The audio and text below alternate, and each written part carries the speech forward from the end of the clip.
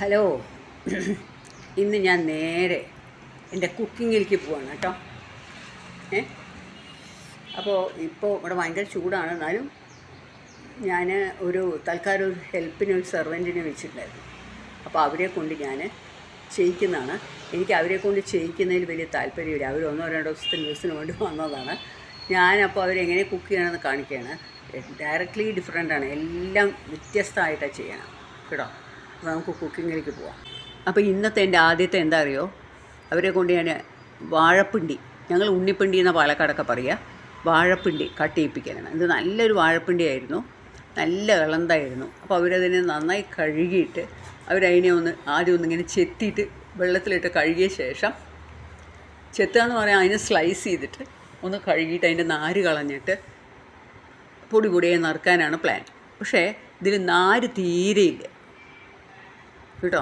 എന്തായാലും ഞാൻ പറഞ്ഞു, അവർ ഈ കല്ലിൻ്റെ മുകളിൽ വെച്ച് മുറിക്കുന്നതുകൊണ്ട് അതിന് വെള്ളത്തിലിട്ട് നല്ലോണം കഴുകിയ ശേഷം ഇപ്പം ഇങ്ങനെ വെള്ളത്തിൽ നിന്നെല്ലാം കഴുകിയ ശേഷം ഇപ്പോൾ കണ്ടു എടുത്തിട്ട് അരിഞ്ഞിടുകയാണ്.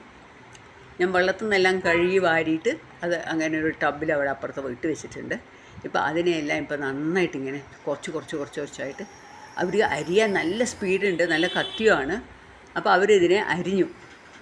എന്നിട്ട് അവർ പറയണത് അവരുടെ രീതിയിൽ അവർ വെക്കുന്നത് ചെറുപയർ കൂട്ടിയിട്ടാണ് വെക്കുന്നതെന്ന്. ഞങ്ങൾ ചെറുപയർ കൂട്ടി വെക്കാറില്ല, ഞങ്ങൾ വെള്ളപ്പയർ, നമ്മുടെ മമ്പയർ, ചുവന്ന കളറുള്ള പയറും ഇതും കൂടിയിട്ട് തോരൻ വെക്കാറുണ്ട്. പക്ഷെ അവരിപ്പോൾ ഇതിനിങ്ങനെ കട്ട് ചെയ്ത് ഇങ്ങനെ വെക്കാനാണ് പ്ലാൻ. അപ്പോൾ ഇതെല്ലാം ഇപ്പോൾ ഇങ്ങനെ ഒരു കൂട്ടത്തിൽ എല്ലാം അരിഞ്ഞു വെച്ചു. ഇനി അതിൽ 5-6 കൂടി കിടക്കുന്നുണ്ട് തോന്നുന്നു കേട്ടോ. അതിനെയും കൂടി എടുത്തോളൂ. അപ്പോൾ അതിനെയും കൂടി എടുത്തിട്ട് അവരതിനെ നന്നായിട്ടിങ്ങനെ സ്ലൈസ് ചെയ്ത് എല്ലാം കൂടി അതവിടെ നറുക്കിയിട്ട് വെച്ചു.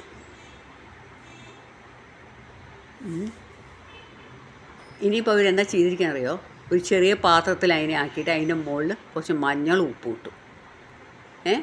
എന്നിട്ട് അടുത്ത കറി വെക്കാനുള്ള പ്ലാനിലാണ്. അത് അവിടെ വെച്ചു.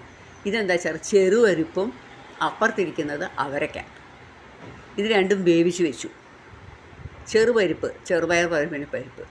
എന്നിട്ട് എന്ത് ചെയ്തു, കുറച്ച് തേങ്ങ എടുത്തിട്ട് മിക്സിയിലിട്ടിട്ട് ചുവന്ന മുളകും ജീരകവും കൂടി അതിലിട്ടിട്ട് നന്നായിട്ട് അരച്ചു കേട്ടോ. ഇതെല്ലാം കൂടിയിട്ട് അരയ്ക്കാൻ പോവുകയാണേ. മിക്സി അവിടെ വെച്ചിട്ട് അരച്ചതിന് ശേഷം ആ അരച്ചതിനെ ഒരു പാത്രത്തിലെടുത്തിട്ട് അടുപ്പിൽ വെച്ചു. ആ അരച്ച തേങ്ങയും ജീരകവും മുളകും കൂടിയിട്ട് അവരതിനെ അടുപ്പിൽ വെച്ചു. എന്നിട്ട് എന്ത് ചെയ്തു, അതൊന്ന് തിളച്ച് വരുന്ന സമയത്ത് ആ പരിപ്പും അവരയ്ക്കും കൂടി അതിനകത്തേക്ക് കിട്ടും. അവരെല്ലാം സിമ്പിളാണ് കേട്ടോ. ഇത് നേരത്തെ വേവിച്ച് വെച്ചു, രണ്ടും വേറെ വേവിച്ച് വെച്ചു.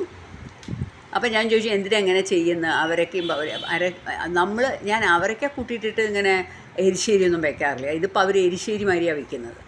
ചെറുപരിപ്പും അവരയ്ക്കും കൂടി ഇപ്പോൾ ആ തേങ്ങയ്ക്കകത്തിട്ടു.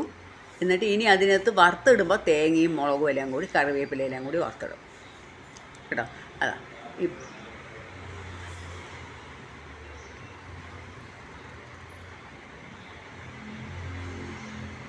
ഇപ്പോൾ ഇതെല്ലാം കൂടി നന്നായിട്ടൊന്ന് മിക്സ് ചെയ്തു.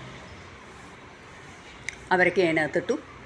ഇനി കാര്യമായിട്ടൊന്നും ചെയ്യാനില്ല, എല്ലാം വേറെ സെപ്പറേറ്റായിട്ട് വേവിച്ചു.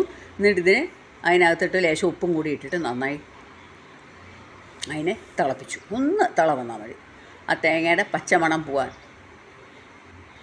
കേട്ടോ. ഇനി ഇതിലേക്ക് എന്ത് ചെയ്യും, അവർ കടുക് വറുത്തിടും. വറവിടാന്ന് പറഞ്ഞു കഴിഞ്ഞാൽ കുറച്ച് ചീനച്ചട്ടിക്കകത്ത് ഇനിയിപ്പോൾ വെക്കാൻ പോണത് അത് തിളച്ചു കേട്ടോ. ചീനച്ചട്ടി വെച്ചിട്ട് അതിനകത്തേക്ക് കുറച്ച് കടുക് ഇട്ടു, ഒരു നുള്ളു ഉലുവ ഇട്ടു. അതെന്തിനാണെന്ന് ചോദിച്ചപ്പോൾ ചെറിയൊരു മണത്തിനാണ്. ഒരു നുള്ളു ഉലുവ, ഫെനുഗ്രിക്, മുളക് പൊട്ടിച്ചിട്ടു. അത് ഉലുവ വളരെ 1-2 മണി മാത്രം ഇട്ടിരിക്കണം കേട്ടോ. എന്നിട്ട് അതൊന്ന് കടുകും ഉലുവയെല്ലാം ഒന്ന് പൊട്ടി വന്നപ്പോൾ തേങ്ങ ഇട്ടു കേട്ടോ. അരയ്ക്കുമ്പോൾ തേങ്ങയും ജീരകവും മുളകും ചേർത്തു. ഇനിയിപ്പോൾ ഇത് വറുത്തിടുകയാണ്. ഈ തേങ്ങ നല്ലോണം ഒന്ന് റെഡ് കളറ് ആവണം. ശരിക്കും വറുത്തിടില്ലേ, അതേമാതിരി തന്നെ അതിനെ നന്നായി ഒന്ന് വറുത്തിട്ടു. വറുത്തിട്ടിട്ട് അവിടെ വറുത്തിട്ടുകൊണ്ടിരിക്കുകയാണ്. ഇനിയിപ്പോൾ ഈ തേങ്ങയൊക്കെ നന്നായി വറുത്ത് വന്നു. അപ്പോൾ എന്താ ചെയ്യാൻ പോകണറിയോ? അവന് ഇതിലേക്ക് കൂട്ടി വറുത്ത് നല്ല ചുമന്ന കളറായപ്പോൾ അതിലേക്ക് കൂട്ടി. അടുത്തത് എന്താ ചെയ്യാൻ പോണേ? ചെറുപയർ വേവിച്ചത്. ഞാൻ പറഞ്ഞു ചെറുപയറും വാഴപ്പിണ്ടിയും കൂടെ വേവിച്ച് വെച്ചിട്ടുണ്ടായിരുന്നു. ഈ കറി ആവുന്ന നേരത്തെ അവർ അപ്പുറത്ത് സ്റ്റൗവിൽ ചെറുപയറും വാഴപ്പിണ്ടിയും വേവിക്കാൻ വെച്ചു. അതിലത്തെ വെള്ളമൊക്കെ ഊറ്റി കളഞ്ഞ് ഇപ്പോൾ ചീനച്ചട്ടിയിൽ കടുകിട്ടു. എന്നിട്ട് 2 മുളക് പൊട്ടിച്ചിട്ടു.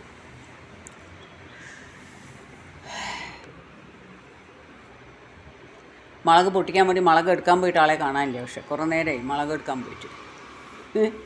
ഇപ്പോൾ ദാ മുളക് കൊണ്ടുവന്നിട്ടു.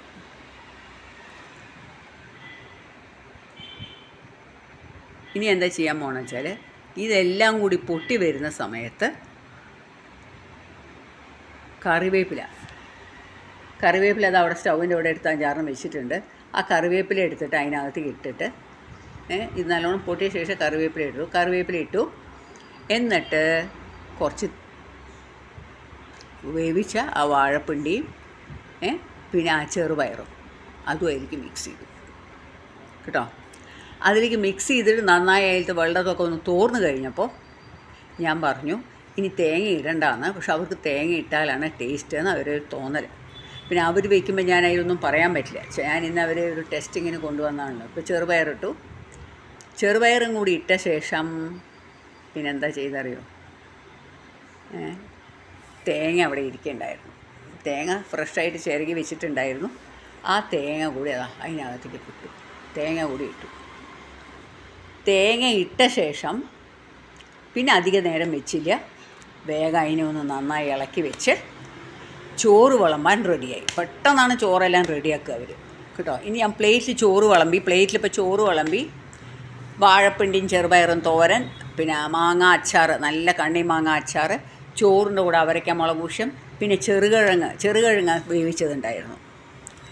ചെറുകിഴങ്ങ്. അങ്ങനെ എല്ലാം കൂടി ഊണ് ഗംഭീരമായി. Friends bye.